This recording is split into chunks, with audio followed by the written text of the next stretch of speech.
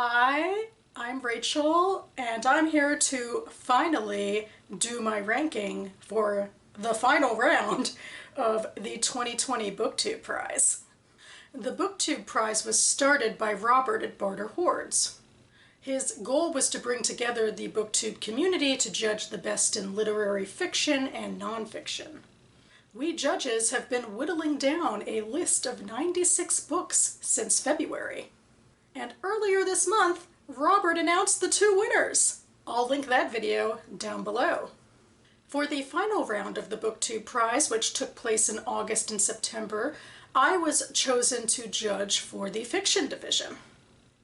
We are given a ballot of 6 books, and in order to judge the prize, we have to read them and then rank them, from 1 being the best to 6 being the worst.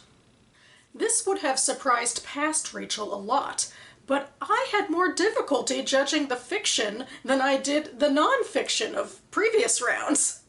Maybe this did have to do with the fact that this was the final round, and these 6 books proved their mettle by making it this far.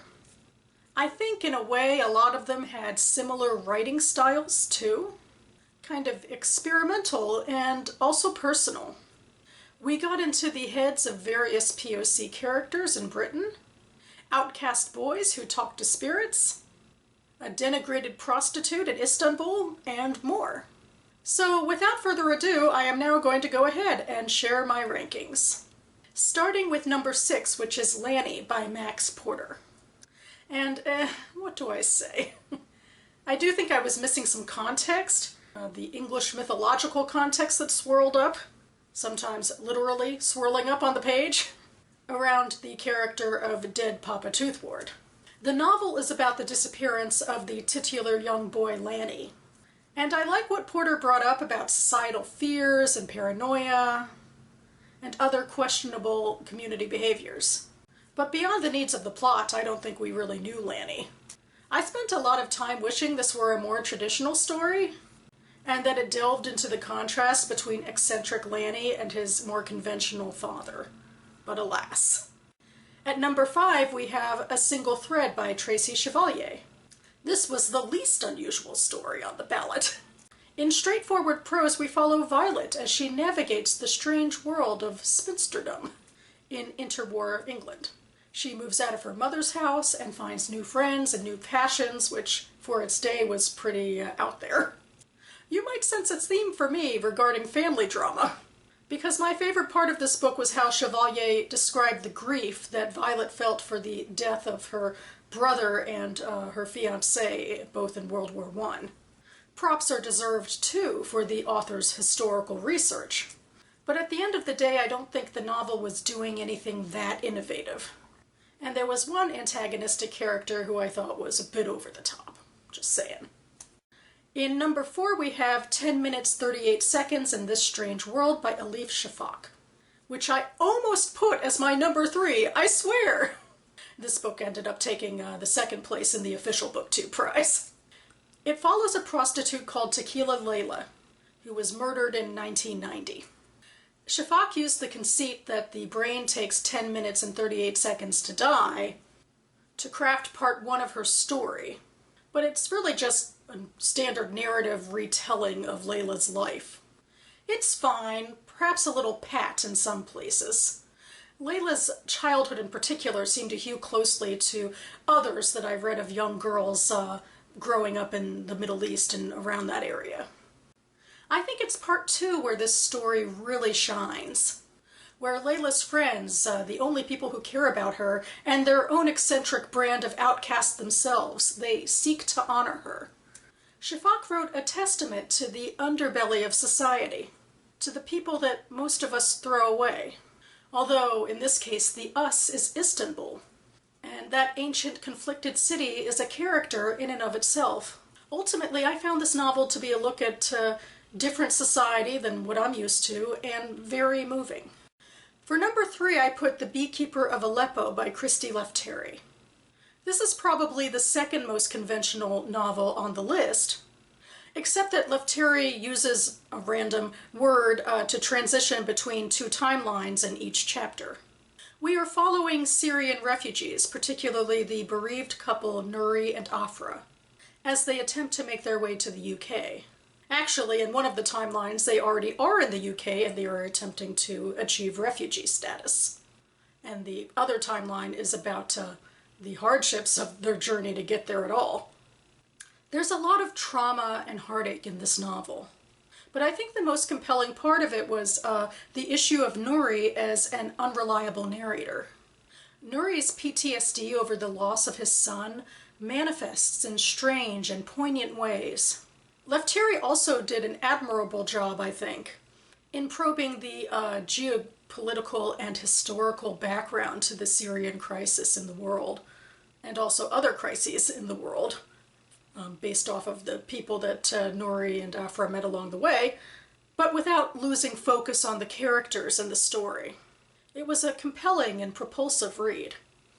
In the number 2 spot, we have Women Talking by Miriam Tays. This story was told in a rambly and perhaps rather unofficial set of minutes of meetings, along with the POV August's various thought dumps. Yes, this is the story of women talking, but we get it filtered through the perspective of a man. Perhaps that's okay, though, given that these women are isolated members of a Mennonite community. And so they are alien to us in ways that August, who had been estranged from the community, is not. But what I came to appreciate the most about this book is how Tays probed the belief systems of a group of conservative religious women. Yes, they realized that they had been wronged by the men of their community, who had systematically drugged and raped them over the course of, I believe, several months or years. And then these men expected unconditional forgiveness. But these women divorced the men from their idea of faith, and so they were asking themselves questions about their own humanity and moral obligations. There was a lot of back and forth between disparate characters. But perhaps the one who stood out the most, other than August, was his friend Ona. Seen as a bit of a nervous fool, she was the one who provided one of the most thoughtful perspectives in the narrative. I was impressed. I think there's something visceral here about the meaning of life. And finally, in the number 1 spot, we have Girl, Woman, Other by Bernardine Evaristo, which also won the overall BookTube prize this year for fiction. Huzzah! I guess the judges and I are on the same page here. Though admittedly, when I first read the book, I did not think that it would end up being my number 1. It stuck with me, though, throughout the weeks.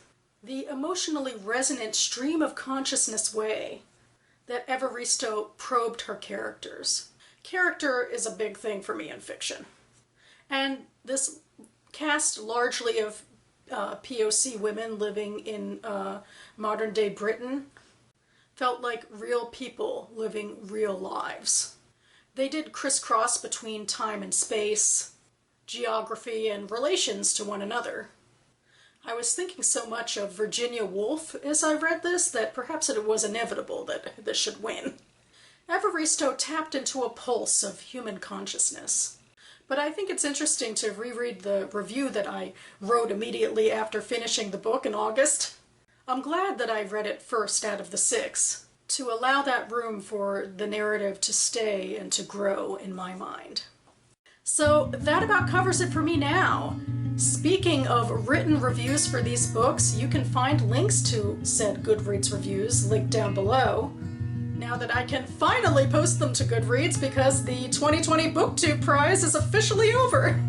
That being said, 2021 is just over the horizon, and Robert is looking for new judges for year 3 of the prize. Click the link down below for information on how you can join. I really do hope that you join us and lend your voice to a hopefully increasingly diverse group of judges and book lovers who are celebrating the craft of reading and writing. Thank you so much to Robert and to all of my fellow judges for the incredible work that you put into this project. I should be back tomorrow-ish, maybe late again as my usual, to talk about my Friday reads. In the meantime, thanks so much for watching, everyone, and I'll see you next time.